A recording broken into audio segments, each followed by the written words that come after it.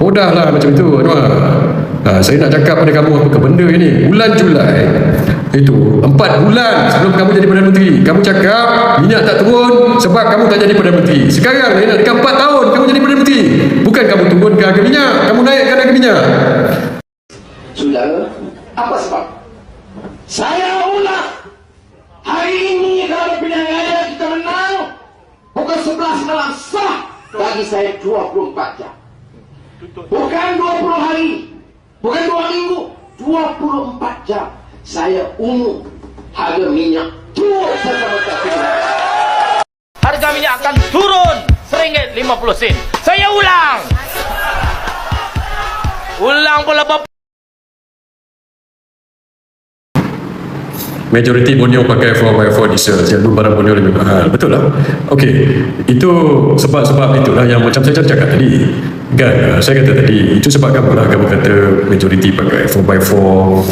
Lepas itu, kamu cakap majoriti. Okey, tapi kita kena tengok lah daripada segi data. Kalau ada ketara sangat beza je tu, somebody has to pay for it. Kesan dia macam mana? Sebab dia punya perbezaan harga tu terlampau ketara. Dan di Semenanjung ini, bukan sahaja orang orang kata bawa 4x4 ni ada, tetapi transportation, bila transportation lori ni yang hantar barang ni di Sabah dan Sarawak, lori kebanyakannya memang pakai diesel lah. Tapi di Semenanjung, lori kebanyakan majoriti pakai diesel juga. So lori-lori yang hantar barang dia tak pakai petrol. So dekat Sabah dengan Sarawak, dengan dekat Semenanjung pun sama. Itu yang saya nak cakap kepada orang-orang pengguna yang pakai 4x4. Kamu kata dekat Sabah Sarawak pakai 4x4, okay, fair enough. Memang dia kata kamu pun pakai banyak, tapi orang Semenanjung ada yang pakai 4x4. But tengok pada pengangkutan barang-barang ni, lori-lori penghantaran, dan tak semua yang di cover di bawah subsidi diesel kerajaan ini. So itu sama antara Semenanjung dengan Sabah dan Sarawak. So bila itu sama antara Semenanjung dan Sabah dan Sarawak, tetapi ada perbezaan harga yang amat ketara ini yang kerajaan kena jelaskan kepada orang-orang di Sabah Sarawak yang dapat diesel murah. Good for you, bagus, bagus for you. Saya tak kata kecam kamu sebab kamu dapat harga diesel murah, bagus lah tu. Tetapi saya nak tanya pada kerajaan, kalau mereka boleh dapat harga diesel murah, kenapa pula kita kat Semenanjung kena dapat harga mahal ni? Itu yang saya nak tanya. Kalau kamu boleh bagi mereka harga diesel murah, kekalkan macam itu, kos-kos yang lori-lori penghantaran barang ni sama je. Sabah Sarawak pun pakai lori diesel, Semenanjung pun pakai lori diesel. Perang akan memberi kesan bukan saja pada Semenanjung tetapi kepada Sabah dan Sarawak. So itu kerajaan Anwar Ibrahim kena jelaskan kenapa mereka boleh dapat murah, kita tak boleh dapat murah. Itu nak bila kita jual dengan harga macam ni, kerajaan dapat untung, windfall, ataupun durian untung daripada kenaikan harga minyak melebihi $100 per barrel ini. Itu yang saya nak tanya. Kamu di Sabah Sarawak dapat harga diesel murah, bagus, so good for you. Nobody is complaining about that. People yang cakap ni pasal Semenanjung, kenapa kita tak dapat ni? Macam tu. Kamu nak kata kamu pakai majoriti ke majoriti lori dekat sini pun pakai diesel yang sama. If you get cheap diesel price, is good for you. But dekat Semenanjung ini kita bersoal kenapa kita pula tak dapat macam itu. So Anwar Ibrahim kena jelaskan perkara ini. Okay. Kenapa kau tak sebut petrol Singapura RM11? Ini satu lagi budak 20 sen ni. Ini yang Anwar Ibrahim cakap. Kamu ini, petrol Singapura RM11 betul. Gaji dia berapa? Lepas itu, dia negara pengeluar minyak ke? Ini budak-budak ini. Bila kamu nak masuk yang geng 20 sen ni, dalam saya punya komen ini, nombor satu, kamu pergi baca dululah. Kau tidak buang masa kita orang nak baca kamu punya komen yang, wasting time tu.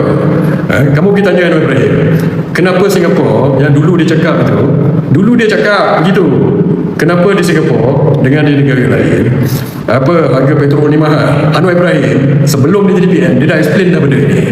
So korang budak-budak Ceplos ke saya tak tahulah, Jcom ke ataupun yang Walana 20 sen ni, sebelum masuk komen kau baca lah dulu. Jangan buat komen bodoh macam itu dan menunjukkan malu lah dekat orang macam ni. Kamu faham tak? Okey. Lagi cerita pasal cerita pasal Israel kalah. Okey. Yalah, banyak sekarang ni perang tengah berlaku di Iran dan Israel. Macam-macam berita kita nampak. Dan saya dengar cerita tadi juga ada satu pesawat stealth F-35 Amerika rosak. Ada di rumours kata dia telah ditembak. So kalau F-35 5 pun kena tembak jatuh, padahal pesawat itu adalah pesawat yang patutnya invisible lah, to radar. Itu adalah maksudnya itu adalah salah satu yang serius lah untuk Amerika. Okey, lagi tuan-tuan, saya malam ni saya nak cerita pasal minyak sikit sebenarnya.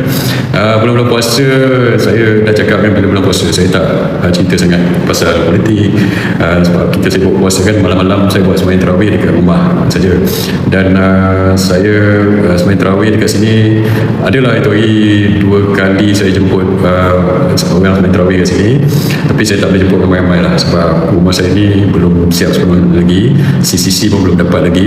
Tapi saya jemput lah yang dekat-dekat family saya itu hari datang sembahyang tarawih dekat sini kan, dengan adalah few people sembahyang tarawih. So belum puasa tu kita solat tarawih dan sebagainya, susah untuk kita buat live dan sebagainya. Tapi bila malam raya ni, malam ni tak ada tarawih, esok hari raya, so bolehlah kita buat ni. So sekarang ni banyak macam-macam isu tuan-tuan. Satu ialah isu minyak ni. So sebelum raya ni tuan-tuan, Anwar Ibrahim pergi umum semalam naik minyak ni, terutama diesel. Diesel ni paling teruk sekali naik. Saya rasa ini pertama kali dalam sejarah lah kita naik minyak, bukan sekadar minyak diesel, minyak, semua minyak lah. Minyak bahan api ni paling tinggi dalam sejarah. Tahun 2008 pun kita tak pernah naikkan minyak macam ini. Saya ingat 2008 kita naikkan minyak pada masa itu 80 sen, RM1 atau lebih kurang RM1 daripada RM9 ke RM80 2008 pada ketika itu pun RM2.80. Diesel masa itu masih berapa ringgit, RM1 ke RM2 lebih macam itulah. Tapi ini RM4.72 sen, 4.72 sen. So ini paling tinggi dalam sejarah ni. Diesel naik sebegini dan mereka kata diesel naik 80 sen. Tapi diesel naik 80 sen daripada bulan lepas. Kalau tengok daripada awal tahun ni, bulan Januari itu hari saya dah post bulan Januari kita track harga diesel ni RM2.84 seliter. So itu bulan Januari. Itu hanya berapa tu, 2 bulan lepas. 2 bulan lepas. So 2 bulan lepas diesel adalah RM2.84. So hari ni pada bulan Mac ni, 2 bulan lebih atau 2 bulan lah, dalam tempoh 2 bulan, Anwar Ibrahim naikkan harga diesel sebanyak RM1.88 daripada RM2.84 terus jadi RM4.72. Ini kenaikan yang mendadak dan bencana tuan-tuan. So sebab itu saya tanya Pemex, Datuk Seri Anwar Ibrahim, kamu siapa penasihat kamu ni, kamu tak fikir ke bila naikkan harga diesel bencana macam ni, apakah kesan yang berlaku kepada harga-harga barang dan kos ini? So kebanyakan kos penghantaran semua ni pakai diesel ni, Datuk Seri Anwar. So bila naik macam ini, dalam 2 bulan 3 bulan naik sampai RM1.88 RM4.72, hampir RM5 1 liter. Kamu fikir apa ini? Lepas itu budak-budak kamu yang apa benda ni semua dah cakap ada subsidi diesel. Tak semua kenderaan covered ada subsidi diesel ini. Banyak kenderaan yang tak cover. So apa jadi dengan kenderaan-kenderaan yang tak cover ini? Apa jadi dengan for example kenderaan-kenderaan yang involved dalam construction ini, mesin-mesin itu dan sebagainya. Kamu tak fikir ke? So ini akan mendorong kepada kenaikan barang. Kalau kamu naik sikit-sikit mungkin kita boleh lah tahan sikit untuk kesan kepada barang ini. Ini kamu naikkan RM1.88 dalam tempoh 2 bulan ni. Anwar Ibrahim tak pernah dibuat dia orang. Dulu kamu yang meraung-raung, kamu kata hari ni lah saya nak ulang, berapa kali nak ulang dah, orang pun dah tahu dah Anwar Ibrahim, hari ni kita menang, minyak turun. Lepas tu kamu kata pula ini sebelum ini itu 20 tahun dulu lah, 10 tahun dulu lah. Ini bukan 20 tahun dulu, 10 tahun dulu Anwar Ibrahim. Ini 3 tahun lepas, 4 tahun lepas. Saya ingat lagi kamu cakap bulan Julai tahun 2022 masa convention PKR, orang tanya kamu kenapa minyak tak turun, kamu sendiri cakap minyak tak turun pasal kamu tak jadi Perdana Menteri. Kamu cakap, kamu nak saya ulang video itu, minyak tak turun sebab saya bukan Perdana Menteri. Kalau saya Perdana Menteri boleh turunkan minyak. Podah lah macam itu Anwar. Saya nak cakap pada kamu apa benda ini. Bulan Julai itu 4 bulan sebelum kamu jadi Perdana Menteri, kamu cakap minyak tak turun sebab kamu tak jadi Perdana Menteri. Sekarang ni nak dekat 4 tahun kamu jadi Perdana Menteri, bukan kamu turunkan harga minyak, kamu naikkan harga minyak. Kamu cakap kamu turunkan minyak petrol lah, Budi Madani kan, itu kamu turun berapa sen Saya ingat daripada RM2.05 kamu kata kamu turun jadi RM1.99, 6 sen kamu turun. Petrol kamu turun 6 sen, kamu pergi Gebang 1 Malaysia turun minyak 6 sen. Diesel kamu naikkan RM1.88. Petrol turun 6 sen, diesel naik RM1.88. So kos pengangkutan barang, kos barang ini semua kamu ingat datang dari mana? Diesel lah dia pakai. So apa akan jadi kepada kos barangan ini? Minyak petrol turun 6 sen, Gebong satu kampung, satu Rio, satu Malaysia, diesel naik RM1.88. Bulan Julai tahun 2022 itu lepas perang Ukraine, kamu ingat tak? Anwar Ibrahim, perang Ukraine, Rusia invade Ukraine tu pada bulan Februari tahun 2022 bulan Februari tahun 2022. Masa itu harga minyak dunia Brent naik sampai 139 US dollar per barrel. Kamu tahu tak? Lebih tinggi daripada hari ini. Hari ini harga minyak berapa per barrel? 100, 106, orang kata 110. Tak sampai 139 US dollar per barrel. Masa itu bulan Februari tahun 2022. Kamu bukan Perdana Menteri. Lepas tu 5 bulan sebelum itu, walaupun perang dekat Ukraine jadi dan sebagainya, harga minyak masa tu pun 100 lebih per barrel. Kerajaan pada hari itu tak naikkan diesel sampai RM4.72 Anwar. Dan pada ketika itulah yang kamu janji, minyak tak turun sebab saya bukan Perdana Menteri. 4 bulan sebelum kamu jadi Perdana Menteri, lepas perang di Ukraine, walaupun minyak pada ketika itu 100 lebih per barrel. Hari ini 4 tahun kamu jadi Perdana Menteri, sekali apa ni orang kata perang dekat Iran ni, dunia ni memang dah setiap tahun, apa bukan setiap tahun, selama setiap beberapa tahun ada perang, setiap beberapa tahun ada perang. Dulu pun perang dekat Middle East itu, kamu ingat masa invade Iraq invade Kuwait lah, perang juga. Subprime crisis 2008, masa saya pergi ke EPU dulu untuk menstabilkan harga minyak. Sebab sebelum itu ada penasihat apa benda ini menasihatkan supaya kita naikkan minyak sampai RM2.8. Sampai itu menyebabkan Kerajaan Barisan Nasional pertama kali dalam sejarah hilang 2/3 masa zaman Pak Lah dulu. Sebab kerajaan itu naikkan minyak sampai RM2.80. Kamu ingat? Saya telah dihantar ke EPU pada ketika itu untuk menstabilkan harga minyak dan harga gas lah. Lepas tu saya telah membantu kerajaan pada ketika itu untuk turunkan harga minyak. Ini 2008. Ini kamu punya budak-budak ni yang datang dari mana tiba-tiba nak cakap harga minyak ni macam ni lah, harga dunia lah. Kamu tak tahu apa benda yang kamu cakap. Saya dekat EPU 2008, 18 tahun lepas. Masa itu kamu semua kat mana saya pun tak tahulah. Anwar kat mana saya pun tak tahulah. 2008, walaupun harga minyak dunia tengah naik mencanak-canak, kita telah berjaya turunkan harga minyak dan harga gas pada ketika itu. So kamu tak payah cerita dengan saya lah pasal Mid of Platts lah, Singapore Refinery lah. 18 tahun lepas kita dah buat calculation itu. Masalahnya sekarang, kamu 4 tahun lepas, kamu cakap lain. Kamu cakap tak jadi Perdana Menteri sebab itu minyak tak turun. Padahal time tu baru lepas perang Ukraine, baru start perang Ukraine. 100 dolar per barrel Brent pada ketika itu 100 lebih, 139. Tak ada harga diesel naik sampai RM4.72. Hari ni 106 dolar per barrel Brent, kamu naikkan RM4.72 sen. Sebab itu saya cakap, kamu ni tak sedar-sedar. Cakap lain, buat lain. Lepas itu nak kata, bila orang tanya itu, dia kata, pergi duduk, pergi keluar Malaysia, pergi Singapura, pergi duduk Thailand. Apa jenis orang kamu ini macam ini? Dulu bukankah kamu yang bising kata kita negara pengeluar minyak lah, negara pengeluar minyak lah. Apa benda kamu ini? Ini saya nak cakap sikit pasal negara pengeluar minyak ni. Kepada budak-budak Anwar Ibrahim yang kamu baru masuk kerajaan, baru cek GPT, cek Google ke apa ke benda pasal macam mana kita set harga minyak ni, kamu tak payah masuk dalam line lah. Kamu tak payah mengajar saya macam mana kita kira harga minyak. 18 tahun dulu saya dah kira harga minyak. Saya dekat unit perancangan ekonomi, section tenaga buat kira-kira benda ini, dan saya telah turunkan harga minyak pada ketika itu. Yang kamu nak argue, nak nasihat Anwar Ibrahim, tak boleh, ini kena naik RM4.72 ini. Kamu tak usah banyak cerita lah. Sebab apa saya cakap macam ini? Sebabnya ini adalah satu langkah yang bodoh. Bila kamu buat macam ini, habis semua, mencanak-canak semua benda akan naik.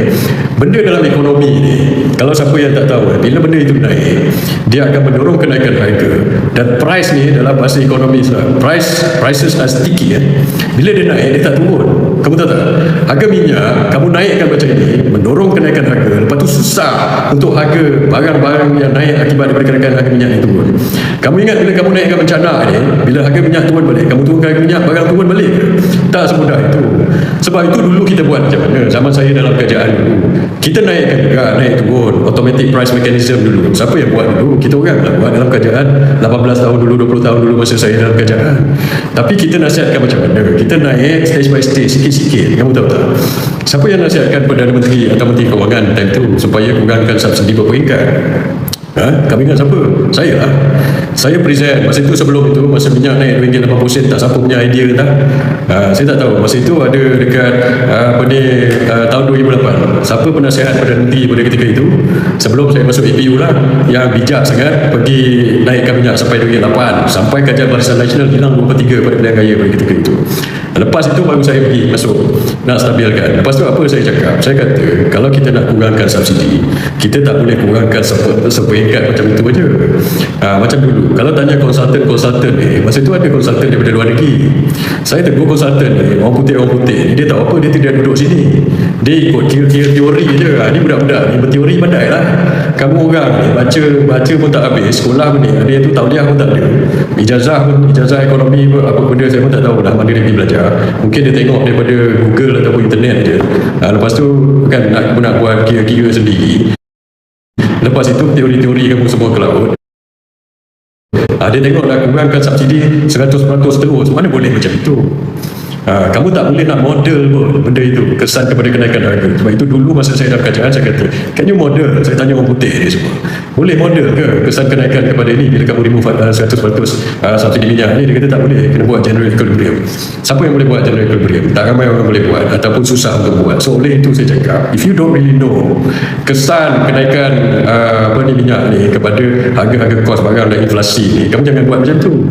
Buat stage by stage. Saya cadangkan untuk kita remove 10% every year that time. This was nearly 20 years ago. Siapa yang tahu lah. Bos saya dulu saya ingat arwah Tan Sri Ali Hamzah meninggal. Lepas tu later on he became KSN. So saya cadangkan kita reduce 10% every year. So it takes 10 years untuk stages supaya market tu boleh adjust. Masa tu kita present, masa tu Menteri Kewangan Datuk Seri Najib, dia timbalan Perdana Menteri, dia baru jadi Menteri Kewangan. Dia kata okay, tapi 10 years is too long, so we reduce in 5 years. Okay lah, saya suggest 10 years, dia terima 5 years. So dalam 5 tahun makin akan adjust. Lepas tu kita flow to automatic price mechanism. Okay, itu cara dia. Ini kamu buat RM1.88 terus dalam tempoh 2 bulan. Siapa yang ajar kamu ni macam ini? Lepas tu kamu nak buat apa? Bila price is sticky, dia tak turun. Bila dia tak turun, maka akan jadi kenaikan harga barang. Gaji kamu naik, merangkak. Kalau ikut kajian Bank Negara, gaji kita effectively for the last berapa tahun daripada data yang timbalan Governor Bank Negara tu cakap, saya dah bentang ni beberapa bulan yang lepas, dia kata effectively gaji kita kalau kita adjust kepada inflasi, gaji kita menurun. So gaji kita menurun, tak salah saya indeks gaji kita menurun 7% ke apa dalam for the last 5 years ke 10 years. So kalau gaji kita menurun 7%, tiba-tiba minyak macam ni, harga barang meningkat macam ni, lepas tu gaji kamu nak naik merangkak, apa akan jadi kepada kuasa beli kita? Anwar Ibrahim, ini kamu tak fikir ke? Ini yang saya nak cakap. Lepas tu saya nak cakap macam ni, kamu hari-hari kamu cakap perang. Pasal perang tu saya nak cakap, setiap beberapa tahun mesti ada perang je, tapi kita tak naikkan minyak macam ini. Itu hari Ukraine perang 2022 kan saya dah cakap tadi, minyak pun tak naik macam ni. So sebelum itu berapa kali ni, masa krisis sebelum ni tidak ada kita buat macam tu. In fact, kalau ada kenaikan harga minyak macam ni sampai $100 lebih per barrel, sebenarnya kerajaan dapat keuntungan, windfall, ataupun ada orang panggil ekonomi panggil windfall lah. Kita jual barang, kita jual minyak. Malaysia ni kita banyak ekspor barang, dan apa ekspor kita yang signifikan? Nombor 1 petroleum dengan petroleum produk. Itu untung yang betul-betul kita dapat, yang Petronas dapat. Kalau tengok data daripada Jabatan Perangkaan, dia kata kita ekspor banyak sawit, okey, itu pun untung yang kita dapat. Tetapi nak dibandingkan dengan petroleum, dengan elektronik dan elektronik punya barang, elektronik ni menyumbang lebih besar, banyak besar, dan petroleum dan gas ni. So EE ni, sektor electrical dan elektronik atau chip itu keuntungannya bukan kita yang dapat. Ini saya dah terang sebelum ni. Itu siapa yang dapat? Syarikat-syarikat yang duk pacak kilang dekat sini lah. Yang saya dah cakap sebelum ini syarikat-syarikat Amerika ni. Dia pacak kilang kat sini. Kita bagi dia macam-macam. Pelepasan cukai, tanah dan sebagainya. Tarif murah lah, apa benda dan sebagainya kan. Lepas tu, bila dia ekspor, keuntungan itu dia punya, bukan kita punya. And some of the keuntungan itu, bukan sah lah. I think probably most of it, dia repatriate. Dia bawa keluar, balik kepada negara asal. So apa kita dapat? Transfer teknologi kita tak dapat. Lepas itu, tak apa cukai pun kita tak dapat. dapat. Sebab apa? Cukai. Kebanyakan daripada company ni dia dapat pelepasan cukai sama ada berapa, 5 tahun, 10 tahun dah banyak pelepasan cukai. So kita tak dapat apa, sikit lah kita dapat. Pekerjaan apa benda yang kita dapat sangat, berapa orang yang kerja dekat situ, and apa dia punya level itu, setakat pembungkus kilang ke apa benda, engineer pun berapa ramai dekat situ. So bukan banyak sangat dekat situ. Yang banyak kita ekspor petroleum produk. Bila Petronas ekspor benda ini, harga dia naik, minyak ini, kita dapat untung. So bila kita dapat untung, macam mana kamu cakap okey, ini memberi tekanan, awak jual something. Kata awak, saya selalu cakap pasal analogi kita jual nasi lemak lah. Kita jual nasi lemak kita naik harga, kita untung lah. Lepas tu bila kita untung, kita nak bagi anak kita makan nasi lemak, tak boleh ni. Ini potong allowance. Sebab apa potong allowance? Sebab harga nasi lemak dekat pasaran dah naik. Apa dia punya logiknya dekat situ? Bila kita jual nasi lemak harga naik, kita dapat untung. Lepas tu kita bagi anak kita makan lebih, sama ada lebih banyak nasi lemak, atau kita bagi tambahan lah allowance kepada dia. Lepas tu apa argument kamu? Kamu kata kita pun import juga minyak. Aduh Ibrahim, ini argument apa benda ni? Kita jual lebih banyak daripada kita import. Dan kita punya minyak ni, kalau kamu tak tahu lah, kualiti dia lebih tinggi. Tapis ni adalah kualiti tinggi, so harganya mahal. Kita import yang kualiti rendah, harganya murah. Lepas tu kita refine sendiri dekat Melaka tu, siapa yang tak tahu? Kita refine dekat Melaka. Benda itulah yang jadinya petrol RON 95 ke 97 ke diesel ke dan sebagainya. Kita refine sendiri. Dan bila kamu cakap cost of refining lah, cost of transportation, lepas tu kamu compare dengan mean of plants dekat Singapore, itu opportunity cost. It's not real punya, ini accounting punya costing itu. Sebab refining ni cost kita control sendiri. So kamu yang dapat untung. Kalau katakan kamu jual after refining tu tinggi, so berapa banyak untung dah kamu dapat dekat situ. Dan katakan worst case scenario lah, saya nak cakap directly pada Anwar Ibrahim ni, yang kamu dulu 20 tahun lepas kamu berdebat dengan siapa, Sabri Cik kamu boleh lah makan. Cuba kamu berdebat semula sekarang ni, sama ada kamu berdebat dengan kamu sendiri 20 tahun lepas, atau kalau kamu nak berdebat dengan saya pun tak apalah. Boleh anytime je. Kalau kamu tak ada masa, dekat sini pun masuk, dekat sini kita boleh berdebat Anwar Ibrahim live, tak payah skrip nak tengok siapa yang gagap Anwar Ibrahim. Saya gagap ke kamu gagap? Saya rasa kamu yang gagap Anwar Ibrahim. Kamu tak boleh jawab. Sebab apa? Bila kita buat refining itu, kita pergi jual, kita dapat untung. Worst case scenario pun, kita offset kita punya import cost yang lebih tinggi itu, offset dengan export kita punya profit itu. So kosong-kosong, itu worst case scenario. Tapi saya rasa itu bukan case-nya. Saya rasa kita lebih mendapat keuntungan daripada kenaikan petrol ini di luar negeri. So berapa banyak keuntungan? Kamu bagi tahu lah. So saya nak kamu bagi tahu, dengan kenaikan $100 per barrel ni, lepas kita ekspor tolak dengan kita import ni, sebenarnya berapa? Kita untung ke kita rugi? Dan jangan saja tunjuk kepada saya opportunity cost tu, tunjuk saya real cash punya accounting ni. Ini kalau kamu tunjuk opportunity itu, siapa accountant tahu lah benda ini. Itu semuanya on paper yang mungkin kamu nak mengelirukan orang je lah. Takkanlah bila kita jual nasi lemak kita untung, kita nak bagi tahu anak kita potong alam kamu, sebab opportunity cost dia tu tinggi lah daripada bagi kamu makan. Baik kita jual nasi lemak ni sebab ini itu, dengan anak kita pun kita nak berkira sebab opportunity cost ni tak masuk akal. So sebab itu saya cakap the worst case scenario is kita offset, kita tak rugi apa-apa kalau kita punya import cost itu tinggi berbanding dengan keuntungan yang kita dapat apabila kita ekspor petroleum ini. Tetapi the realistic punya scenario mesti kita untung. So maksudnya kalau kita untung, maksudnya kamu orang dalam kerajaan, Petronas kerajaan dapat windfall daripada benda ni, dapat dalam masa mudahnya durian untung. Kamu tahu? So kalau kamu dapat duit itu, kenapa pula kita kena bayar lebih? Itu yang saya nak tanya. So sebab itu saya nak tanya kamu, berapa sebenarnya daripada kamu tolak ekspor ini? Tunjuk. Kalau rugi, tunjuk. Saya nak audit kamu. Macam ni, betul ke tidak kamu cakap ni? Saya pun belajar account juga. Saya dulu dekat EPU. Kamu nak tipu saya? Tak boleh. 18 tahun lepas saya dah buat kira-kira ini. So sebab itu saya nak cakap kepada kamu, tunjukkan kita pengiraan itu. Dan kalau kamu dapat keuntungan daripada penjualan petrol, penjualan minyak, crude oil yang harga mahal ini, kamu nak pakai duit ini untuk apa? Sebab itu saya cakap, apa yang saya nampak macam ni, bila harga minyak naik, kamu naikkan harga diesel, kamu kutip lebih daripada kerajaan, lepas tu masuk dalam kantong kerajaan. Itu hari kamu dah suruh Petronas bayar kamu berapa dividen 40 bilion. Sebab apa? Kamu nak belanja lah ni, kamu nak belanja untuk bajet lah, betul tak? Apa kamu belanja? Kamu belanja projek. So for the last 3 tahun, Ibrahim, kamu belanja development expenditure untuk projek ni dekat 300 bilion tau. Tak ada kerajaan sebelum ni yang berbelanja boros macam kamu, macam ini. Kerajaan sebelum ni, development expenditure, kita belanja 40 bilion, 50 bilion je setahun. Kamu belanja 80 ke 100 bilion setiap tahun. Benda ni saya dah cakap. Masa COVID itu hari, kita belanja lebih, betul lah, sebab untuk apa kata merangsang ekonomi masa COVID. Sepatutnya lepas COVID kamu scale down belanjaan DE kamu. Ini kamu tak scale down, kamu maintain at 80 billion to 100 billion. Kamu punya development expenditure belanja projek ni. Kali ini kamu nak kutip ni, kurangkan subsidi, ambil kesempatan kali berkenaan dengan bila Selat Hormuz tutup ini tiba-tiba jadi 100 lebih, kita boleh kutip lagi banyak ni. Kita dah kurangkan 6 sen itu hari minyak Petro Budi Madani kan RM1.99 ni. Lepas tu tak apalah, diesel kita naikkan RM4.72, dapat kutip lebih, lepas tu masuk dalam kantong kerajaan, spend lagi projek dalam development expenditure. Itu ke yang kamu nak buat? Kamu suruh orang macam-macam tapi saya nak tengok bajet ini sekarang bulan berapa ni kamu nak ni belanjawan kali ni. Sebab belanjawan for the last 3 tahun kamu boros 80 bilion, 70 bilion, tak pernah orang belanja macam tu. For the last 3 tahun kamu dah spend berapa? Dekat 300 bilion. So kamu direct nego buat projek-projek ini, satu direct nego 1 bilion. Kita dengar projek ini 1 bilion, 1 bilion, bilion-bilion, 1 bilion, 2 bilion.